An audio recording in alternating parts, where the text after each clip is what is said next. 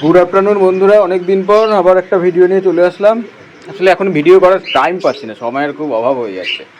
এখন প্রায় দুপুর 1টা বাজতে চলেছে। এতক্ষণ রোদ ছিল, আবার বৃষ্টি শুরু হয়েছে। পায়রাগুলোকে এখন ছাড়বো, এই সবগুলোকে খাবার দেওয়া হয়ে গেছে, এই জলও দিয়ে দিয়েছি।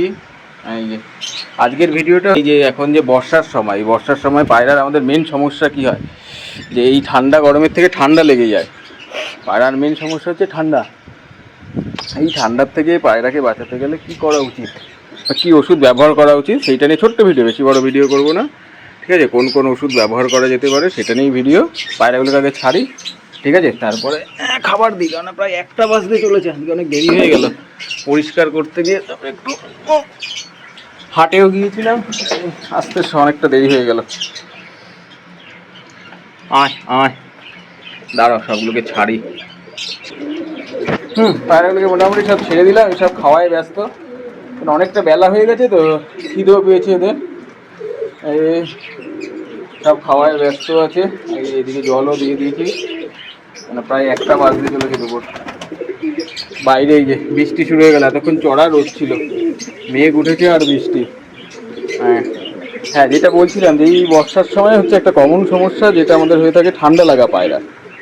পায়রার ঠান্ডা লাগাটা হচ্ছে একদম কমন সমস্যা হয়ে দাঁড়ায়। মোটামুটি আমরা যারা পায়রা বসি তারা জানি যে পায়রা হয় গা ফুলিয়ে বসে থাকে, বা কেউ খক খক করতে থাকে, কারোর নাক থেকে জল পড়তে থাকে, ঠোঁট হা করে নিঃশ্বাস নেয়। এই সময় আমাদের কী করা উচিত? দেখুন, এই সময় হচ্ছে 3 ধরনের অ্যান্টিবায়োটিক আমরা ঠান্ডাতে ব্যবহার করতে পারি, ঠিক আছে। আগের একটা ভিডিওতেও আমি বলেছিলাম যে ঠান্ডার জন্য আমরা 3 ধরনের অ্যান্টিবায়োটিক ব্যবহার করতে পারি। এক হচ্ছে গিয়ে ডক্সিসাইক্লিন, ঠিক আছে, এই যে ডক্সিসাইক্লিন, ডক্স এসএল, এই এক অ্যান্টিবায়োটিক আছে।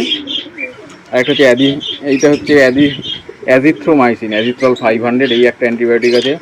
আর একটা হচ্ছে এই যে অ্যামক্সিসিলিন, মক্স 500, এটা অনেকেই চেনে, ব্র্যান্ড নেমটা অনেকেই ইউজ করে থাকে,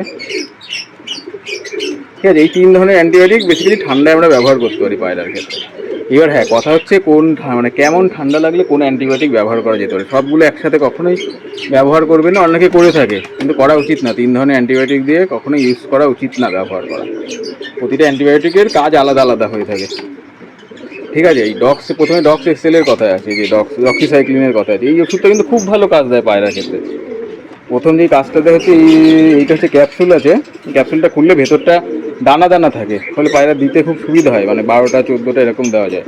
এইটা আপনার এই যে মক্স 500, এটা কিন্তু পুরো ডাস্ট, অ্যামক্সিসিলিনটা।